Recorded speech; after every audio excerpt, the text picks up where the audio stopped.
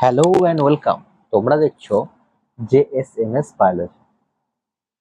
Biology সংক্রান্ত বিভিন্ন ধরনের ভিডিও, টিপস, ট্রিক্স পেতে আমার এই চ্যানেলটিকে সাবস্ক্রাইব করবে এবং পাশে থাকা বেল আইকনটি প্রেস করে দেবে।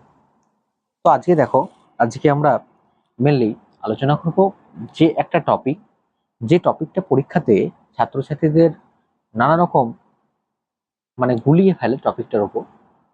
তো সেটা হচ্ছে এবং খুবই গুরুত্বপূর্ণ একটা টপিক, সেটা হচ্ছে বংশগতি, যে বিভিন্ন রোগ, জিন ঘটিত রোগ, সেইটা সম্পর্কে।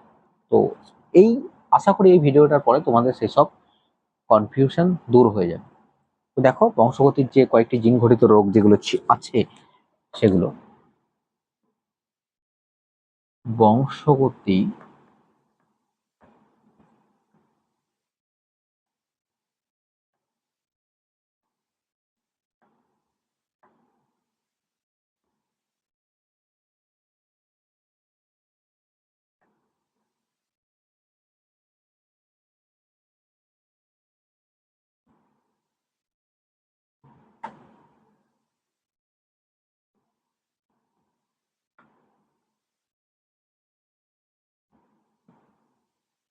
বংশগতি ও জিন ঘটিত রোগ। তো এই জিন কাকে বলে, প্রথমে আগে বলে নিই যে জিন ঘটিত রোগ যখন আমরা বললাম যে জিন কাকে বলে, তো জিন হচ্ছে ডিএনএ বা আরএনএ এর একটি ক্ষুদ্রতম অংশ। একদম সঠিক সংজ্ঞা যদি আমরা বলতে চাই জিনের, তাহলে এটাই বলতে হবে আমাদের যে জিন হচ্ছে ডিএনএ বা আরএনএ, শুধু ডিএনএ নয়, ডিএনএ বা আরএনএ এর ক্ষুদ্রতম অংশ, যে এমআরএনএ বা পলিপেপটাইড সংশ্লেষের মাধ্যমে প্রোটিন তৈরি করে এবং যে বংশগতি বার্তা এক প্রজন্ম থেকে পরবর্তী প্রজন্মের মধ্যে বহন করে নিয়ে যায়, সেটাই জিন। এবার বংশগতি কাকে বলে? যে প্রক্রিয়ায় জন্মিত্রীর চারিত্রিক বৈশিষ্ট্যগুলো বংশ পরম্পরায় অপত্যের মধ্যে সঞ্চারিত হয় তাকেই বংশগতি। তো এবার জিন ঘটিত রোগ, অর্থাৎ জিন আমরা সংজ্ঞা জেনে ফেলেছি। তো এবার জিন ঘটিত রোগ যেগুলো আমাদের ক্লাস 10, 12 এবং বিভিন্ন নিট কম্পিটিটিভ এক্সামে তো আছেই, তো সেই জিন ঘটিত রোগ নিয়ে আমরা আলোচনা করব। প্রথমে যে রোগটা নিয়ে আমরা আলোচনা করছি, দেখো, এটা হচ্ছে থ্যালাসেমিয়া।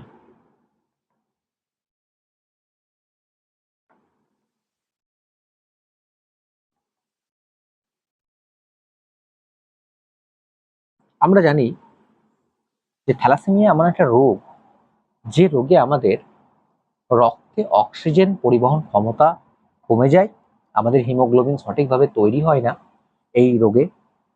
তো এবং রক্তে অক্সিজেন সঠিক পরিমাণে রক্তের মাধ্যমে বিভিন্ন কোষে কোষে পরিবাহিত হয়।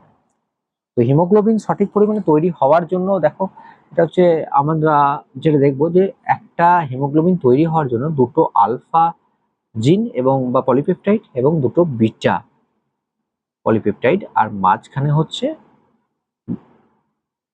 লৌহ ঘটিত যৌগ। এটা নিয়ে একটা সঠিক হিমোগ্লোবিনের এটা গঠন। তো এই গঠনটা যদি কোনো কারণে বিকৃত হয় বা জিনটা যদি অ্যাবসেন্ট থাকে, অনুপস্থিত থাকে, এর মধ্যে আলফা বিটার কোনো একটির মধ্যে যদি একটা জিন অ্যাবসেন্ট বা অনুপস্থিত থেকে থাকে, তাহলে কিন্তু এই রোগটা হয়। তো থ্যালাসেমিয়াকে আমরা দুটো ভাগে ভাগ করছি। একটা হচ্ছে আলফা থ্যালাসেমিয়া, আলফা থ্যালাসেমিয়া,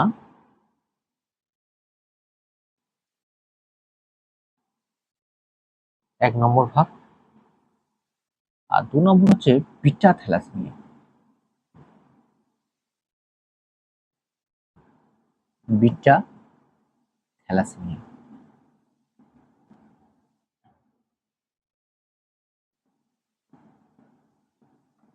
সেমিয়া।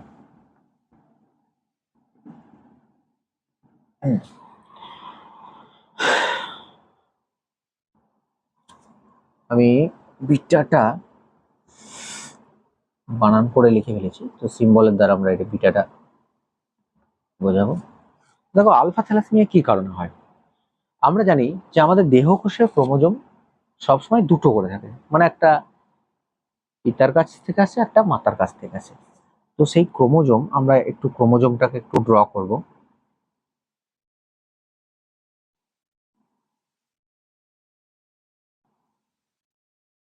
এটা একটা ক্রোমোজোম, এটা একটা ক্রোমোজোম।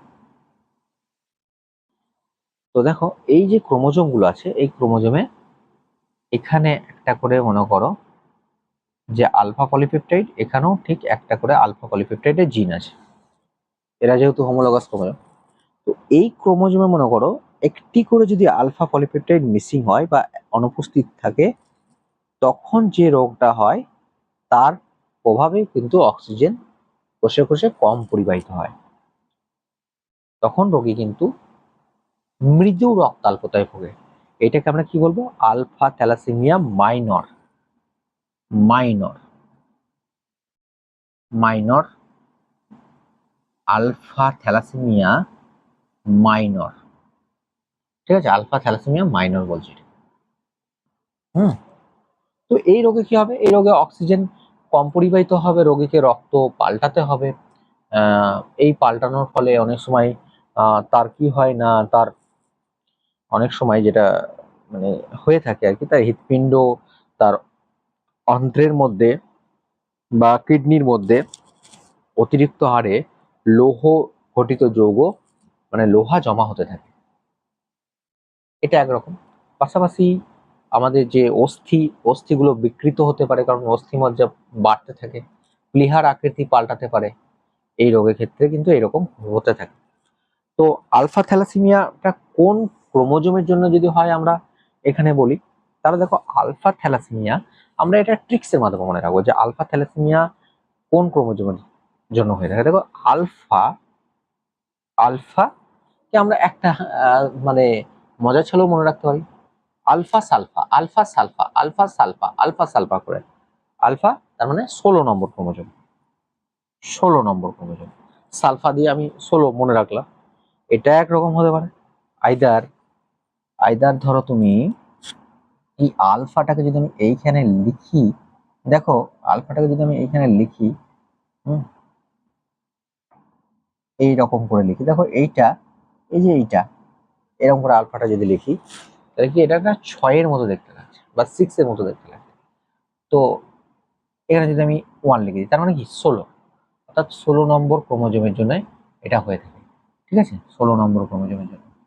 হুম, এইটা ধরো 6, এটা 1। ঠিক আছে, তাহলে 16 নম্বর ক্রোমোজোমের জন্য আলফা থ্যালাসেমিয়া হয়ে থাকে। ঠিক আছে, এটা মনে রাখবে। তাহলে মাইনর তো বললাম যে যদি একটা করে জিন অনুপস্থিত থাকে তাহলে সেটা মাইনর থ্যালাসেমিয়া।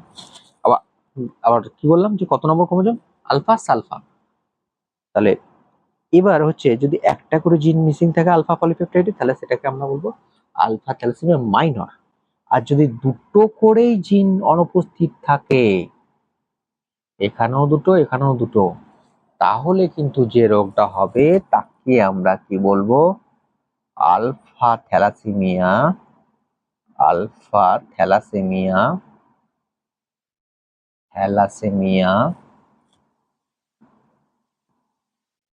Thalassaemia major. মেজরটা আমি নিচে লিখছি, ঠিক আছে, মেজর। তাহলে দেখো এইখানে একটা জিনিস যে যদি দুটো করেই আলফা পলিপেপটাইডের জিন অনুপস্থিত থাকে, তাহলে সেটাকে আমরা কি বলবো? Alpha thalassaemia major. এবার এই আলফা থ্যালাসেমিয়া মেজরকে আর একটা জিনিসও বলা হয়, কি বলা হয় না, সেটা যদি কোশ্চেনটা দিয়ে দেয় তাহলে তুমি অনেক সময় আমরা কনফিউজ হয়ে যাই। কিরকম করে? দেখো প্রথম কথা হচ্ছে যদি বলে যে কোন থ্যালাসেমিয়াকে, কোন মেজর থ্যালাসেমিয়াকে, এরকম দেবে পরীক্ষায় যে কোন মেজর থ্যালাসেমিয়াকে হাইড্রপস ফিটালিস বলে, তাহলে মনে রাখবে কি করে? হাইড্রপস ফিটালিস আলফা থ্যালাসেমিয়াকে বলে। এটা বলেই দিচ্ছি প্রথমে যে আলফা থ্যালাসেমিয়াকে হাইড্রপস ফিটালিস বলে। তো কোন থ্যালাসেমিয়া মেজরকে হাইড্রপস ফিটালিস বলে? তাহলে তুমি মনে রাখবে যে হাইড্রপস ফিটালিস, তাই তো, হাইড্রপস ফিটালিস। হাইড্রো আমি ইংলিশে লিখবো, hydrops, hydrops,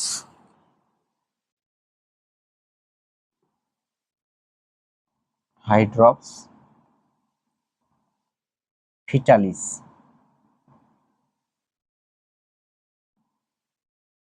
fetalis, hydrops fetalis. তো দেখো এখানে এই যে হাইড্রপস, তাহলে আমরা যদি আলফা কথাটাকে সাইডে লিখি, এ এল, আমি একটু ক্যাপিটালে লিখি, ALPHA, তাহলে হাইড্রপস ফিটালিস। বুঝতে পারলে? এই যে এইচটার, এইটা টিক্সের মাধ্যমে মনে রাখবো যে আলফার মধ্যে এইচ আছে, আলফার মধ্যে এইচ আছে, তাহলে আলফা থ্যালাসেমিয়াটা হচ্ছে হাইড্রপস ফিটালিসের জন্য দায়ী। তাহলে হাইড্রপস ফিটালিস কোন রোগটাকে বলবো না, আলফা থ্যালাসেমিয়াকে বলবো, বিটাকে বলবো না, কারণ কি আলফার মধ্যে এইচ আছে, এটাই হচ্ছে ট্রিক্স। ঠিক আছে, তো আলফা তো আমরা বুঝে গেলাম, আলফা থ্যালাসেমিয়া। হ্যাঁ, এটা বুঝতে পেরেছি আমরা যে 16 নম্বর ক্রোমোজোম, তার মেজর মাইনরের ভাগগুলো বুঝতে পেরেছি। এবার মেজর হলে কি হয় বলতো, সেটা হচ্ছে রোগী কিন্তু তীব্র রক্তাল্পতায় ভোগে, মানে রক্ত পাল্টাতে পাল্টাতেও হয়তো কোনো সময় সে আর বাঁচবে না, সে মারা যাবে। এবার আমরা বিটা থ্যালাসেমিয়াটা দেখি।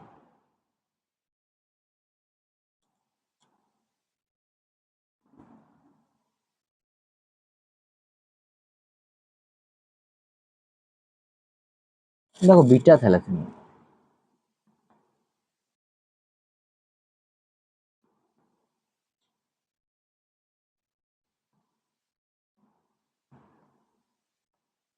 বিটা থ্যালাসেমিয়া, তাই তো? এই বিটা থ্যালাসেমিয়া, এই যে রোগটা আছে বিটা থ্যালাসেমিয়া, এই রোগটা কত নম্বর ক্রোমোজোমের জন্য হয়ে থাকে?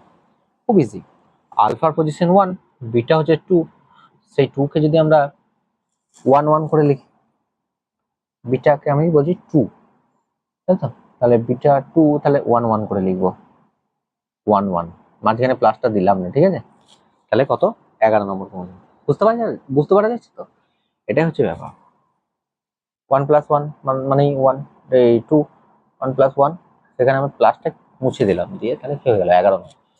বিটা থ্যালাসেমিয়া কত নম্বর ক্রোমোজোমের জন্য হয়? 11।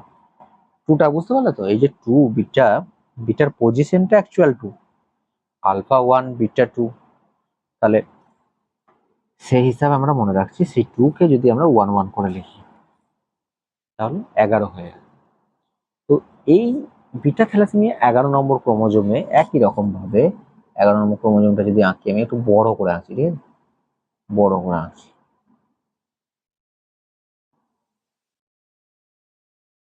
ধরো এখানে বিটা পলিপেপটাইড, এখানেও বিটা পলিপেপটাইড, যদি একটা করে মিসিং হয় তাহলে কি বলবো?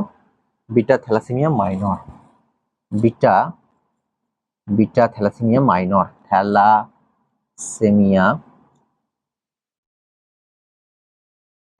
Minor, minor, beta thalassaemia minor.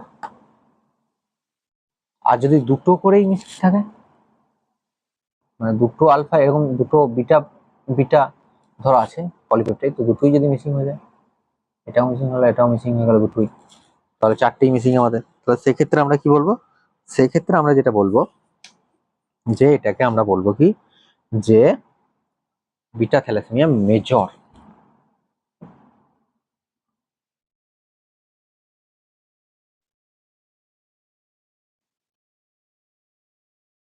Major, তো এই মেজর বিটা থ্যালাসেমিয়া মেজরকে আরেকটা জিনিসও বলা হয়, বিজ্ঞানী কুলি বলে একজন বিজ্ঞানী, তিনি এটা আবিষ্কার করেন এবং তিনি বর্ণনা করেন বলে এটার নাম হয় যে কুলির বর্ণিত অ্যানিমিয়া। ঠিক আছে, এই হচ্ছে ওভারঅল বিষয়। বিটা থ্যালাসেমিয়া একই, মাইনর হলে সেরকম কিছু নয়, রক্ত পাল্টাতে হয়, হাড়ের অনেক সময় বিকৃতি হয়, অস্থির বিকৃতি হয়, প্লীহার বিকৃতি হতে পারে, এবং রোগী রক্ত পাল্টাতে পাল্টাতে তার হয়তো তার হৃৎপিণ্ডের মধ্যে কিংবা বিভিন্ন অন্ত্রের মধ্যে তার একই রকম ভাবে রক্ত লোহা মানে জমে যায়। ঠিক আছে, তো এরকম লোহা জমে গিয়ে তার মাইক্রোসিস্টিক অ্যানিমিয়া বলে একটি রোগের সূচনা হয়। তো সেই রোগটাও একই রকম ভাবে রক্তাল্পতা দেখা যাবে। ঠিক আছে, তো এই হলো বিষয়। নেক্সট হচ্ছে যে এবার আমাদের থ্যালাসেমিয়ার বিষয়টা গেল, তো ওই থ্যালাসেমিয়া বিবাহের আগে থ্যালাসেমিয়া প্রতিকারের জন্য দম্পতিকে অবশ্যই জেনেটিক কাউন্সিলিং ডাক্তারের পরামর্শ নিতে হবে, না হলে কিন্তু সন্তানরা ভুগবে। ঠিক আছে, এবার আমরা নেক্সট যে রোগের ক্ষেত্রে আসবো সেটা হচ্ছে হিমোফিলিয়া। এটাও একটা জিন ঘটিত রোগ। জিন বলতে গেলে আমরা জানি জিন মানেই হচ্ছে যে ফ্যাক্টর, মেন্ডেল জায়গায় ফ্যাক্টর বলেছিল, সেগুলোই তো জিন, পরবর্তীকালে জোহানসেন নাম দিলেন সম্ভবত 1909 সালে। ঠিক আছে, তাহলে এবার আমরা সেই দেখবো, সেটা দেখবো কি, যে হিমোফিলিয়া এটাও একটা ভয়াবহ রোগ।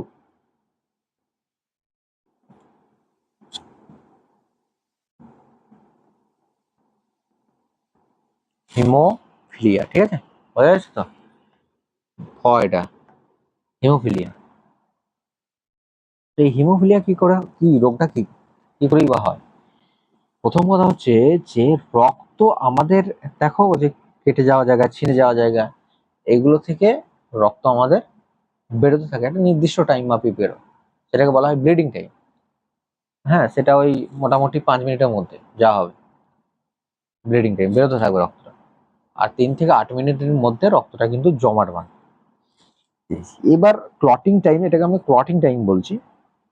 তো ক্লট মানে জমাট বাঁধার ব্যাপারটা আসছে, তো জমাট বাঁধা। তো এবার সেই ক্লটিং টাইমটা যদি ছাড়িয়ে চলে যায়, তাও যদি রক্ত জমাট না বাঁধে, তার মানে বুঝতে হবে যে রোগীর কিন্তু হিমোফিলিয়া আছে। বড় ধরনের কোনো অ্যাক্সিডেন্ট না হলেই হলো। বড় ধরনের অ্যাক্সিডেন্ট হলে ধরো একটা কারোর কেউ একটা হাত কেটে দিল, তাহলে তো রক্ত বেরোতেই থাকবে, তাই না? তো সেই রকম না হয়ে যদি ছোটখাটোতে আর কি রক্ত এরকম বেরোতেই থাকে, একটা আঙুল কেটে গেছে মনে করো মুঠিতে, একটুখানি আঙুলের হয়তো ব্লেডে নখ নখ কাটতে গিয়ে হয়তো আঙুলে একটুখানি চামড়াটা কেটে গেছে, সেক্ষেত্রে রক্ত বেরোচ্ছে, দেখছে রক্ত থামছে না, টিপে ধরেও রক্ত থামছে না, তখন তাহলে দেখতে হবে রোগীর হিমোফিলিয়া আছে, তার জন্য টেস্ট ফেস্ট করানো হবে আর কি। তো এবার তাহলে হিমোফিলিয়া রক্ত, অ্যাকচুয়াল ব্যাপারটা হচ্ছে রক্ত জমাট বাঁধে কেন আমাদের, তার কারণ অনুচক্রিকা আছে বলে। এবার অনুচক্রিকা, আমাদের যে 13টা ফ্যাক্টর আমাদের রক্ত জমাট বাঁধার জন্য, অনুচক্রিকার মধ্যে 13টা ফ্যাক্টর আছে, ঠিক আছে, রোমান হরফে 1 থেকে এরকম 13টা ফ্যাক্টর। এই 13টা ফ্যাক্টরের মধ্যে বিশেষ কতগুলো উল্লেখযোগ্য ফ্যাক্টর আছে, সেই ফ্যাক্টরগুলো যদি অ্যাবসেন্ট হয়ে যায় বা অনুপস্থিত, ফ্যাক্টর মানে জিন বলেই দিচ্ছি, সেই জিনগুলো যদি অনুপস্থিত হয়ে যায়, তাহলেই যে রোগটা হবে সেটা হচ্ছে হিমোফিলিয়া। তখন কিন্তু রক্ত আর জমাট বাঁধবে না, ক্লটিং টাইম ছাড়িয়ে চলে যাবে। ঠিক আছে, তাহলে এবার আমরা সেই হিমোফিলিয়া রোগটা, অর্থাৎ যে রোগে কিনা আমাদের রক্ত মানে ইনজিওর হয়ে গেছে জায়গা থেকে, অর্থাৎ আঘাতপ্রাপ্ত স্থান থেকে রক্ত জমাট বাঁধছে না, সেই রোগটাকে আমরা হিমোফিলিয়া বলছি। তো এবার সেই হিমোফিলিয়ার বিভিন্ন ভাগ আছে, ঠিক আছে, তো ভাগগুলো আমরা দেখব। দেখো,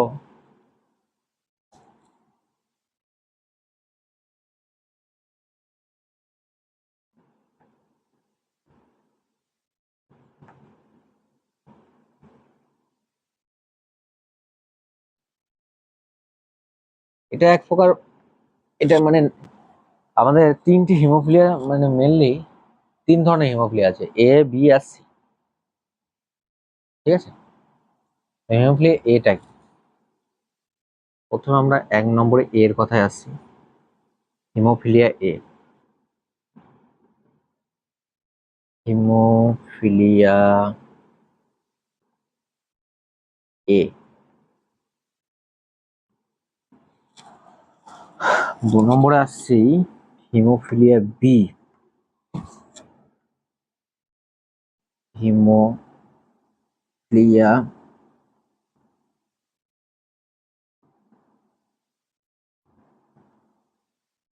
বি।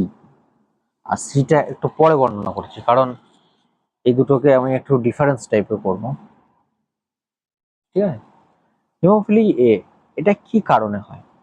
দেখো, যত হিমোফিলিয়া হয় তার প্রায় মোটামুটি 85% হচ্ছে, মানে যদি হিমোফিলিয়া আক্রান্ত মানুষদের মধ্যে দেখা যায় যে 100 জন হিমোফিলিয়া আক্রান্ত হয়েছে, তাদের মধ্যে 80% লোক হিমোফিলিয়া এ রোগে আক্রান্ত। যেহেতু এই এ রোগে, হিমোফিলিয়া এ রোগে বেশিরভাগ হিমোফিলিয়া যারা হয়েছে, যাদের হয়েছে হিমোফিলিয়া, তাদের মধ্যে বেশিরভাগ যেহেতু হিমোফিলিয়া এ রোগে আক্রান্ত, তাই হিমোফিলিয়া একে কি বলা হয়? একে বলা হয় এ। তাহলে একে কি বলবো আমরা? Classical haemophilia. এই যে এ ক্লাসিক্যাল হিমোফিলিয়া, ঠিক আছে? ক্লাসিক্যাল হিমোফিলিয়া এটাকে বলছি, ঠিক আছে? Classical haemophilia, classical haemophilia, classical haemophilia, তাহলে একে, ঠিক আছে? ক্লাসিক্যাল। এবার এইটা কোন ফ্যাক্টরের জন্য হয়ে থাকে? ফ্যাক্টর সোজা হিমোফিলিয়া এ, তাহলে কি ফ্যাক্টরটা বি হবে? বি তো হবে না, এই হবে। তাহলে এটা আমি মনে রাখার জন্য বলছি এ। তাহলে এ ফ্যাক্টর মানে কি? Anti haemophilic factor. Anti haemophilic factor বাংলায় লিখবো আমি, কারণ বাংলায় লিখলে কি হয় যে আমাদের কিন্তু অনেক স্টুডেন্টের বুঝতে অসুবিধা হয়ে যাবে, না হলে ইংরেজিতে দিলে। ফিলিক, অ্যান্টি হিমোফিলিক, তাহলে ফ্যাক্টরটার নাম কি? Anti haemophilic. এ দিয়ে অ্যান্টি হিমোফিলিক, এ দিয়ে অ্যান্টি হিমোফিলিক, তাহলে অ্যান্টি হিমোফিলিক ফ্যাক্টর। বেঁকে চেকে যেতে পারে লেখাটা, ঠিক আছে? অ্যান্টি হিমোফিলিক ফ্যাক্টর, তাহলে এইটাকে আমরা অ্যান্টি হিমোফিলিক ফ্যাক্টর বলছি। ঠিক সেরকম ভাবে বিটাকে কি বলবো? দেখো, এটা বলে দিচ্ছি যে এই হিমোফিলিয়া এ আর বি দুটোই হচ্ছে এক্স ক্রোমোজোম স্থিত প্রচ্ছন্ন জিন ঘটিত রোগ। মানে এটা, এই রোগে বেশিরভাগই মহিলারা আক্রান্ত হয়, সরি, মহিলারা বাহক হয়, পুরুষরা আক্রান্ত হয়, মহিলারা বাহক হয়। মনে রাখবে, মহিলারা বাহক হয়। এমনকি যদি দেখা যাচ্ছে যে একটা টোটাল 10 কোটি হিমোফিলিয়া পেশেন্ট আছে, তার মধ্যে একটা মহিলা আক্রান্ত হয়, মানে মহিলারা বাহক হয়, ঠিক আছে?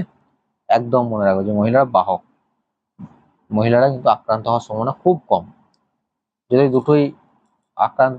দুটোই দেখা যাচ্ছে যে আক্রান্ত হয়েছে, সেক্ষেত্রে আক্রান্ত হওয়ার সম্ভাবনা থাকে। তো হিমোফিলিয়া বিটা কি? তাহলে 8A9B এরকম করে আমরা মনে রাখতে পারি। 8A মানে 8 নাম্বার ফ্যাক্টর, এখানে 8 নাম্বার ফ্যাক্টর 8, সেই ফ্যাক্টরটার নাম কি? Anti haemophilic factor. 8 number factor, বোঝা যাচ্ছে তো? 8 number factor anti haemophilic factor 8A, 8 number factor anti haemophilic factor 8 number ফ্যাক্টরটা বেশি। তো আমি বললাম যে কি, যে 1 থেকে 13টা ফ্যাক্টর আছে, 13টা ফ্যাক্টর আছে রক্তকে জমাট বাঁধার জন্য। তার মধ্যে যে কোনো, মানে তার মধ্যে কয়েকটা আছে খুবই গুরুত্বপূর্ণ, ওইগুলো ছাড়া রক্ত কিন্তু জমাট বাঁধবে না। এবার হিমোফিলিয়া বি দেখো, যে এইটা বি বি বি, তাই তো? তাহলে এটা কোন নম্বর ফ্যাক্টর? 9 নম্বর ফ্যাক্টর। এটা 8, এটা 9, 9B, 8A 9B এরকম মনে রাখবে, সুবিধা হবে। 9B। অনেক সময় আমরা কোয়েড সেকশনের ক্ষেত্রে দেখি যে এ সেকশনটাকে ছেলেদের বলা হয়, বি সেকশনটা মেয়েদের। এখানে কিন্তু মানে আমরা জাস্ট রোগটাকে, দুটো রোগের মধ্যে কম্পেয়ার করার জন্য আমরা এখানে 8A 9B ব্যাপারটা কি করে আসছে, মেয়েদের ব্যাপারটা দেখো। মেয়েরা কিন্তু যে এই রোগে সব আক্রান্ত হয়, ছেলেরা হয় না, এরকম নয়। মানে কি, এখানে 9B দিয়ে আমরা একটা কথা মনে রাখবো, মহারানী ভিক্টোরিয়া তার ফ্যামিলির লোকেদের মধ্যে, মানে বি দেখলেই আমাদের ওই মানে মেয়েদের কথা মনে পড়ে যাবে। মানে এখানে মেয়েরা আক্রান্ত হয় সেটা নয়, মানে মহারানী ভিক্টোরিয়া এবং তাদের পরিবারের লোকেদের মধ্যে এই রোগটা বেশি পরিমাণে দেখা গিয়েছিল বলে এটাকে আমরা কি বলছি, যে রয়্যাল হিমোফিলিয়া। ওটাকে যেমন ক্লাসিক্যাল বলা হয়, এটাকে কি হয়? রয়্যাল হিমোফিলিয়া, মানে রাজকীয় হিমোফিলিয়া। রাজ পরিবারে দেখা যাচ্ছে, তাহলে রাজকীয় হবে, ঠিক আছে? Royal haemophilia. তো এবার এই যে 9 নম্বর ফ্যাক্টর, এই 9 নম্বর ফ্যাক্টর কি নাম? এক্স। এই যে এক্স লেখা আছে 9IX, তাহলে এক্স দিয়ে আমাদের খুব সোজা স্টিফেন ক্রিসমাস, তার দেখা গিয়েছিল এই রোগটা প্রথম। তাহলে স্টিফেন ক্রিসমাসের নাম হচ্ছে ক্রিসমাস ডিজিজ বলা হয়। এই যে এক্স দিয়ে মনে রাখবে, ক্রিসমাস ডিজিজ, ডিজিজ। ঠিক আছে, এই হচ্ছে বিষয়। তাহলে এই দুটো রোগ কেমন, এক্স ক্রোমোজোম স্থিত প্রচ্ছন্ন জিন গঠিত রোগ, যেখানে মহিলারা বাহক হয় এবং এখানে বেশিরভাগ আক্রান্ত হয় কারা, পুরুষরা। ঠিক আছে, তাহলে এই দুটো তো হয়ে গেল। এবার আমরা হিমোফিলিয়া সি নিয়ে আলোচনা করবো। তাহলে এ আর বিটা আমি মুছে দিলাম। ঠিক আছে,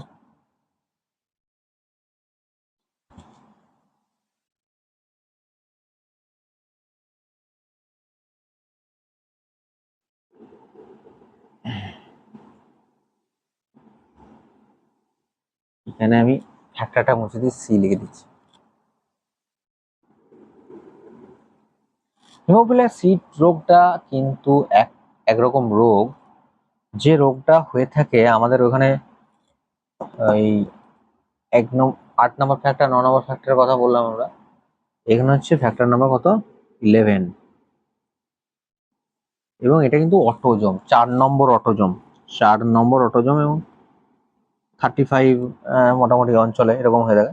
4 নম্বর অটোজমটা জেনে রাখো তাহলেই হবে। 4 নম্বর অটোজম, 4 নম্বর অটোজম, এটা কিন্তু অটোজম।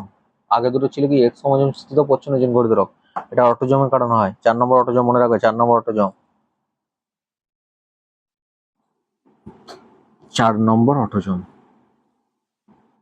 তাহলে 11, ফ্যাক্টর 11, ফ্যাক্টর 11 এর নাম কি, এর নাম হচ্ছে পিটিএ, পিটিএ। তুমি দেখছো এ, পিটিএ, পিটিএ এর পুরো নাম কি, plasma, plasma thromboplastin antecedent factor, plasma thromboplastin antecedent factor, এর প্রভাবেও কিন্তু হিমোফিলিয়া রোগ হয়। ঠিক আছে, তো এটা কি একবার অটোজম ঘটিত রোগ, আগে দুটো এক্স ক্রোমোজোম স্থিত প্রচ্ছন্ন জিন ঘটিত রোগ ছিল। এই পিটিএ মানে প্লাজমা থ্রম্বোপ্লাস্টিন অ্যান্টিসিডেন্ট ফ্যাক্টর। ঠিক আছে, তুমি এটা হিমোফিলিয়া সি, তাহলে মনে রাখবে কি, পিটিএ এ, আমি বলবো পিটিএ এ সি, সি মানে, সি মানে হচ্ছে হিমোফিলিয়া সি। তাহলে হিমোফিলিয়া সির এইখানে আমি এটা এমনি নর্মাল মনে রাখার জন্য একটা সি বসিয়েছিলাম। তাহলে কি হলো, পিটিএসি অর্থাৎ প্লাজমা থ্রম্বোপ্লাস্টিন অ্যান্টিসিডেন্ট ফ্যাক্টর। তাহলে প্লাজমা থ্রম্বোপ্লাস্টিন অ্যান্টিসিডেন্ট ফ্যাক্টর, তাহলে হিমোফিলিয়া সি এর ফ্যাক্টরটার নাম কি হবে, এই যে এসি অ্যান্টিসিডেন্ট, এসি অ্যান্টিসিডেন্ট, তাহলে প্লাজমা থ্রম্বোপ্লাস্টিন অ্যান্টিসিডেন্ট ফ্যাক্টর। ঠিক আছে, এই এবার বিভিন্ন যে, বিভিন্ন যে কি বলতো, বিভিন্ন ধরো এই যে এগুলো আমরা আলোচনা করবো, যে বিভিন্ন সম্ভাবনা, যেমন পিতা আক্রান্ত হলে মাতা যদি বাহক হয় সেক্ষেত্রে সন্তানের মধ্যে কি হবে, হ্যাঁ, মাতা আক্রান্ত পিতা স্বাভাবিক হলে কি হবে, বা সন্তানরা আক্রান্ত পিতাদের কেমন ছিল জিনোটাইপ, এরকম আমরা বিভিন্ন ধরনের রোগ সংক্রান্ত আলোচনা করব, সেটা পরের ভিডিওতে করব, যে রোগের সম্ভাবনা নিয়ে। তো এবার আমরা নেক্সট দেখবো যে আরেকটি জিন ঘটিত রোগ, সেটা হচ্ছে বর্ণান্ধতা।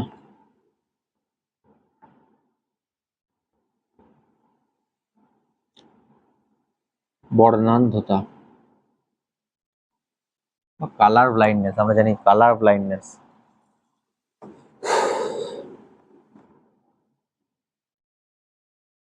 Blindness ness, colour blindness. ঠিক আছে, বর্ণান্ধতা, এই বর্ণান্ধতাকে মানে বর্ণান্ধতা রোগটা অ্যাকচুয়াল কি, কি রোগ, দেখো কোনো বর্ণ মানে রং কে আমরা বিশেষভাবে যদি চিনতে না পারি, তাহলে যে রোগটা আমাদের মধ্যে দেখা যায়, সেই রোগটাকেই বলা হয় বর্ণান্ধতা। আমরা জানি যে আমাদের রাতের বেলাতে দেখতে রড কোষ দেখতে সাহায্য করে, রাত রড, বুঝতেই পারছো, তাহলে রাতের বেলায় দেখতে রড কোষ সাহায্য করে, মানে মৃদু আলোতে দেখতে, রাতের বেলায় নয় মৃদু আলোতে, রাত দিয়ে মনে রাখবে খালি হয়। আর দিনের বেলা দেখতে কি, কোন কোষ সাহায্য করে, রড কোষ রাতের বেলায় বা মৃদু আলোতে, কোন কোষ হচ্ছে দিনের বেলায়, এরকম খুব মনে রাখবে, যে কোন মানে শেষে দন্ত না জানা দিন, সব ট্রিক্স আর কি। ঠিক আছে, তাহলে এবার নেক্সট হচ্ছে যে এই বর্ণান্ধতাকে বিভিন্নভাবে ভাগ করছি, লাল বর্ণকে চিনতে না পারা, দেখো লাল, লাল বর্ণ, তাহলে রেড, আরইডি, রেড, তাহলে লাল বর্ণকে চিনতে না পারলে কি হবে, পিআরও, প্রো, এই কথাটা মনে রাখো, তাহলে এই মনে থাকবে প্রো। তাহলে প্রোটোনোপিয়া, প্রোটানোপিয়া, প্রোটানোপিয়া, প্রোটানোপিয়া। ঠিক আছে, এরকম করে মনে রাখবে তাহলেই হবে।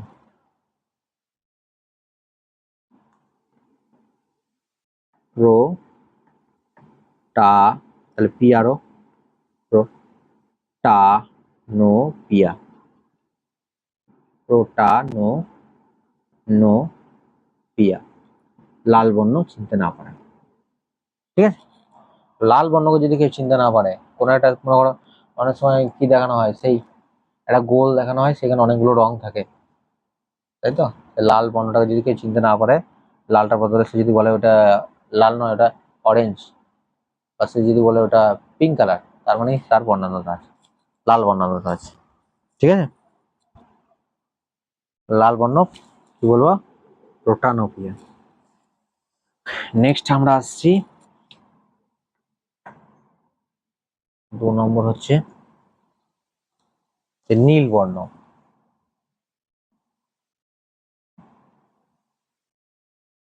নীল বর্ণ, নীল বর্ণান্ধতাকে কি বলবো? নীল বর্ণ চিনতে না পারা অর্থাৎ নীল বর্ণান্ধতা, বর্ণান্ধতাকে কি বলবো? আমরা বলবো নীল বর্ণ যদি কেউ চিনতে না পারে, নীল বর্ণান্ধতাকে কি বলবো? নীল বর্ণান্ধতাকে কি বলবো? কি বলবো? ট্রাইটোনোপিয়া। Tri, tritanopia. একটু বেঁকে চলে যেতে পারে লেখাটা, বসার পজিশনের জন্য হচ্ছে ট্রাইটোনোপিয়া। ঠিক আছে, তাহলে এটা কি করে মনে রাখবে? দেখো নীল, তাহলে নীল, এই নীলটা মানে অ্যাকচুয়ালি কি ব্লু, তাহলে ব্লু, ব্লু, ব্লু, আর এখানে ট্রাই, তাহলে মনে রাখবে যে বি ব্লু মানে কি? বি বাই ট্রাই, বাই ট্রাই। আমি এখানে ধরো নিজেদের বোঝার সুবিধার্থে আমি এখানে এলটা না লিখে, ইউটা যদি না লিখে আমি বললাম বাই, মানে ব্লু এখান থেকে বি থেকে ব্লু, তাহলে বাই ট্রাই, এরকম মনে রাখবে, তাহলেই মনে থাকবে ট্রাইটোনোপিয়া। আর নেক্সট হচ্ছে এটা যেটা বলবো, এটা মনে রাখার একটা খুব হাসির কথা, সবুজ বর্ণ চিনতে না পারা। সবুজ বর্ণ চিনতে না পারা, আমি বর্ণান্তটা লিখলাম না, বর্ণ লিখলাম। সবুজ বর্ণ, সবুজ, গ্রিন, গ্রিন, সবুজ বর্ণ চিনতে না পারাটাকে কি বলবো? ডিউ। দেখো ভালো করে, ডিউ, ডয় হসি হসু, ডিউট্রা, ডিউট্রানোপিয়া, ডিউট্রানোপিয়া। মনে রাখবে কি করে? দেখো হাসির কথা, হ্যাঁ, এইগুলো শুনলে হেসে ফেলো। ডিউট্রানোপিয়া তার কি? সবুজ, তাই তো? দেখো ডিউ, ডিউ বলে আমার এখানে একটা কথা মনে আসছে খুব, ছোটবেলায় বা এখনো হয়তো খাই, মাউন্টেন ডিউ। বোতলটা কেমন? বোতলটা কি কালারে? সবুজ কালারে নয়? তাহলে সবুজ বর্ণটা মাউন্টেন ডিউর বোতল মনে রাখবে, তাহলেই মনে থাকবে সবুজ কালার, অর্থাৎ ডিউটানোপিয়া, চিনতে না পারাটা, সবুজ বর্ণ চিনতে না পারা। তো এই এই ছিল আজকে মোটামুটি ক্লাস।